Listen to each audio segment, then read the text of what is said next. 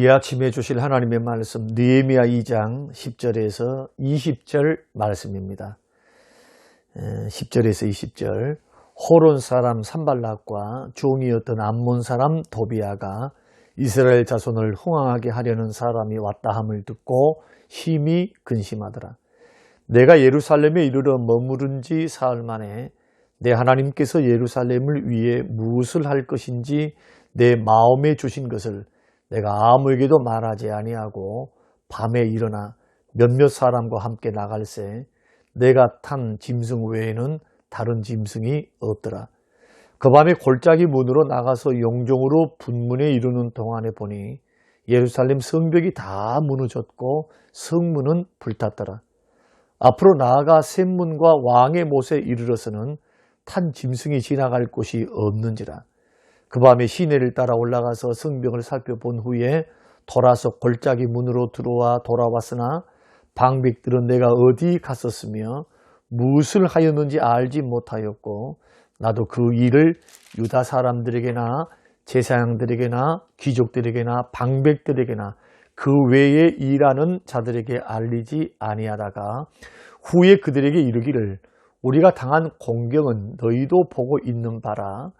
예루살렘이 황폐하고 성문이 불탔으니 자 예루살렘 성을 건축하여 다시 수치를 당하지 말자 하고 또 그들에게 하나님의 선한 손이 나를 도우신 일과 왕이 내게 이른 말씀을 전하였더니 그들의 말이 일어나 건축하자 하고 모두 힘을 내어 이 선한 일을 하려 하매 호론 사람 산발락과 종이었던 암몬 사람 도비아와 아라비아 사람 게셈이 이 말을 듣고 우리를 업신 여기고 우리를 비웃어 이르되 너희가 하는 일이 무엇이냐?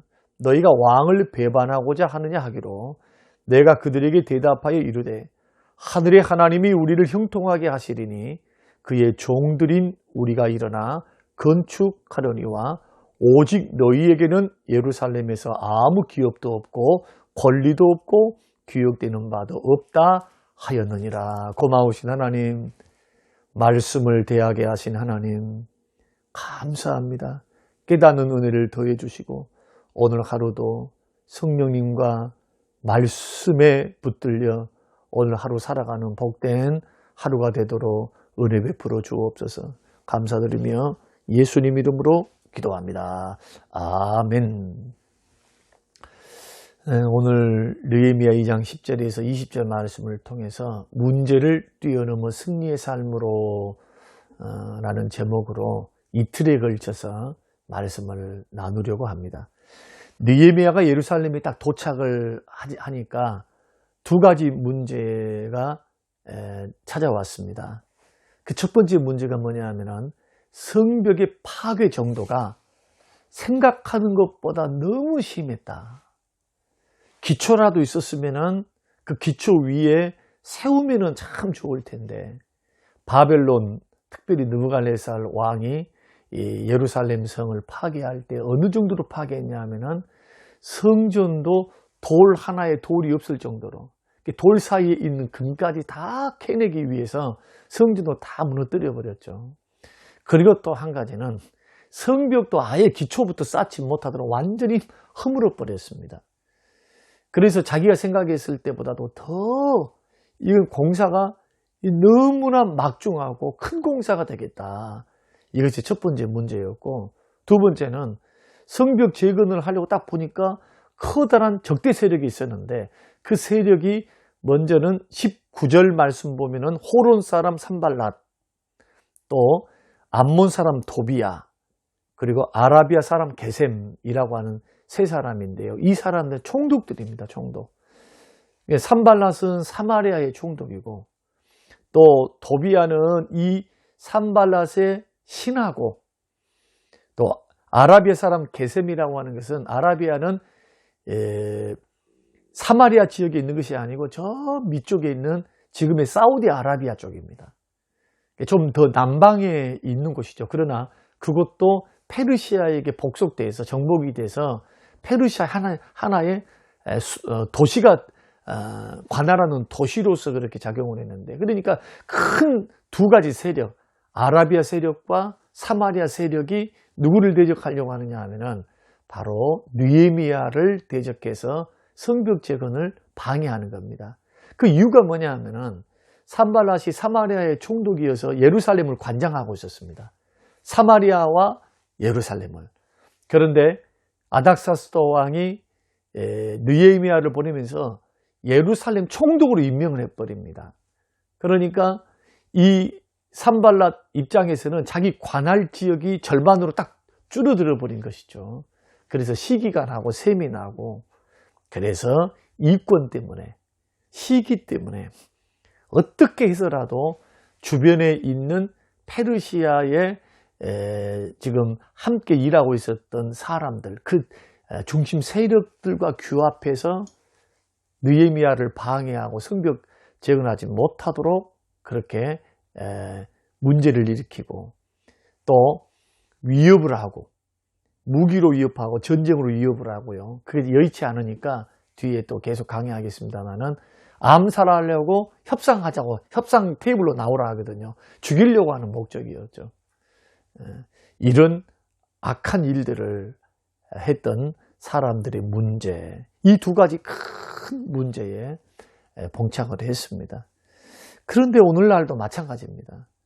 우리가 하나님의 일을 한다, 믿음으로 살아간다, 아니면은 정말 주의 뜻대로 내가 이 일, 사업을 주의 뜻대로 하고 나의 직장 생활을 하나님 말씀대로 믿음으로 살아가겠습니다. 또 교회 일, 주의 일, 하나님의 영광을 위한 일을 하려고 나설 때 방해 세력이 있어요. 강력한 방해 세력이 누굽니까? 바로 우리 원수 마귀 사탄입니다. 우리 원수 사단. 이 사단은 사람을 이용하기도 하고요, 환경을 이용하기도 하죠. 사단의 목표는 딱 한 가지입니다. 하나님의 일을 중단시키는 것. 믿음의 사람들이 회복되는 것을 방해하고요, 믿음 생활을 방해하고, 은혜 받는 꼴도 못 보고, 축복받는 것도, 서로 사랑으로 연합하는 것도 사단은 꼴을 못 봐요. 그러니까 이런 부분에 있어서 철저히 개인적으로도 무너뜨리려고 하고요, 교회에도 자지도 않고 졸지도 않으면서 교회 무너뜨리려고 우는 사자와 같이 날마다 도전하고 있는 사단의 역사. 사단의 일은 하나님의 일을 중단시키는 것, 믿음의 사람들이 사랑으로 살지 못하게 하는 것, 하나님의 축복 못 받고 믿음에서 떠나게 하는 것, 이것이 사단의 일이다. 마치 신명기 1장 24절 28절 말씀 보면은 가나안 땅에 12정탐꾼을 딱 보내놨는데 거기는 아낙 자손들이 있었습니다. 기골이 장대한, 보통 이스라엘 백성들보다 어깨 위가 더 큰, 키도 크고 힘도 세고 또 철제 무기를 갖고 있는 잘 훈련된 군사들, 얼마나 두려웠겠어요. 그 대적들. 그 젖과 꿀이 흐르는 가나안 땅이었고 하나님이 약속한 땅에서도 가나안 땅에는 엄연히 뭐가 존재했습니까? 적들. 우리가 물리쳐야 할 적들이 있었습니다. 그러니까 우리가 주를 믿고, 지금도 마찬가지죠, 주를 신뢰하고 주를 믿고 살아가는 과정 속에서도 우리를 무너뜨리려는 사단의 역사는 계속됩니다. 그 집요합니다. 집요해. 느헤미야도 마찬가지입니다. 이 느헤미야 대적들이 물리적으로도 도전해 옵니다. 이것이 여의치 않으니까 유화책을 써서 협상하자 하면서 암살하려고 합니다. 그리고 주변에 있는 동조 세력들과 함께 연합을 하고요, 내부에 있는 첩자들을 이용을 해서 방해를 하고 주의 일을 못하게 하고 복받지 못하도록, 믿음 생활을 못하도록 철저히 방해하는 일들을 냈다. 사랑하는 성도 여러분, 우리가 걸어가는 믿음의 길, 사명의 길, 섬김의 길에는 필연적으로 여러분 사단의 시험이 있고 사단의 방해가 있음을 여러분 믿으시길 바랍니다. 축복받는 길에는 언제나 사단의 역사가 있어요. 생명의 길에는 언제나 사단의 도전이 있습니다. 하나님 나라가 확장되는 꼴을 못 봐요, 사단은. 또 백성들이 서로 사랑하고 연합하고 축복받는 꼴도 못 봅니다. 그러니까 방해하려고 하죠. 우는 사자와 같이, 광명한 천사와 같이 달려지는 겁니다. 그러므로 우리는 사단의 시험과 도전을 대비해야 됩니다. 전신갑주를 취하고 있어야 됩니다. 언제나. 그리고 악에 빠지지 않고 시험에 빠지지 않도록, 사탄의 시험에 빠지지 않도록 늘 깨어있는 신앙생활. 여러분, 이것은 지혜입니다. 문제를 뛰어넘어서 승리의 길을 걸어가기 위해서는 대적들을 맞닥뜨릴 때 철저히 대비하고 있어라. 대적들, 도전을 대비하라. 이것이 오늘 주신 교훈입니다. 그러면서도 이런 상황에서 문제를 뛰어넘어 승리의 삶을 나아가기 위해서는 어떻게 해야 하는가?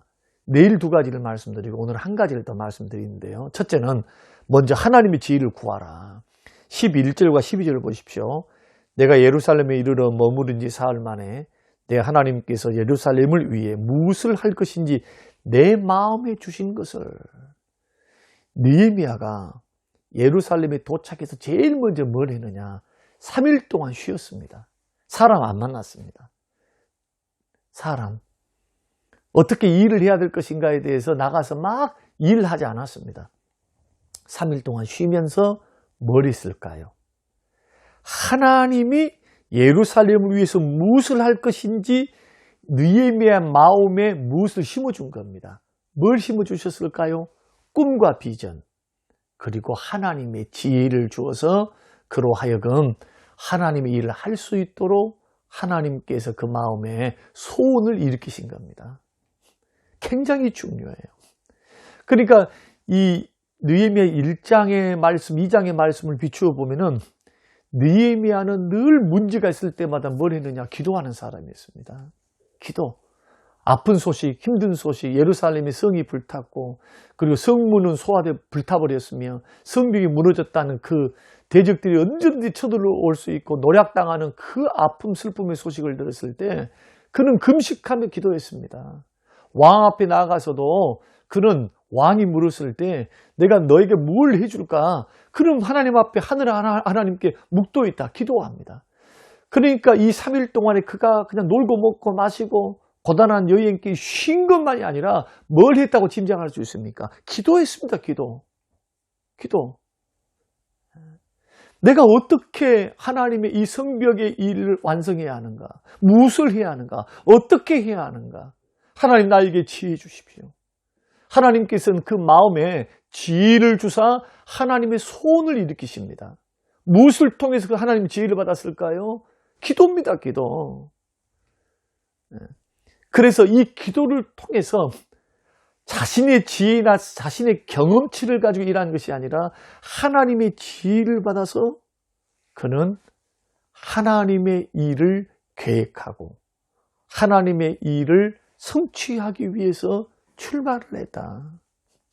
사랑하는 성도 여러분, 하나님은 홀로 기도하는 느헤미야에게 하나님의 비전을 이루기 위한 뭘 주셨습니까? 지혜를 주신 겁니다. 이것이 문제를 뛰어넘는 승리의 비결 중 하나, 기도함으로 하나님의 지혜를 받아라. 여러분, 교회 일이 됐든 사업이 됐든 가정이 됐든 개인 일이 됐든 어떤 일에 그냥 무작정 뛰어들지 말고 하나님께 기도함으로 구해서 여러분 지혜를 받으세요. 야고보서 1장에서는 여러 가지 시험을 만나거든 온전히 기쁘게 여겨야 되지만 그러나 1장 5절에서는 하나님께 지혜 구하라고 합니다. 지혜 주신다.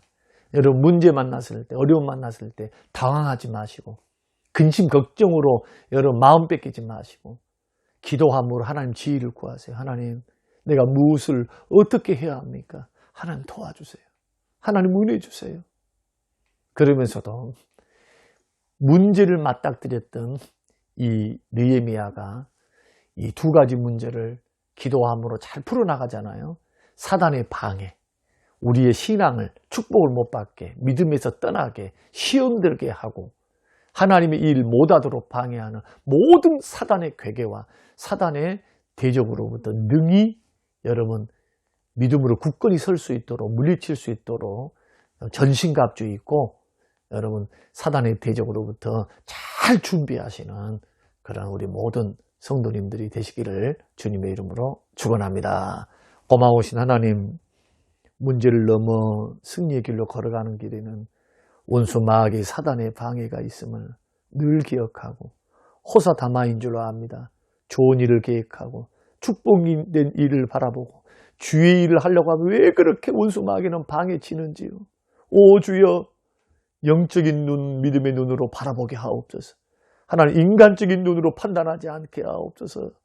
주님, 대비할 수 있는 믿음 주시고 언제나 행동이 앞서는 것이 아니라 기도가 앞서서 하나님의 지혜를 받고 주여 일을 해나갈 수 있는, 문제를 풀어갈 수 있는 지혜를 우리에게 허락하여 주옵소서.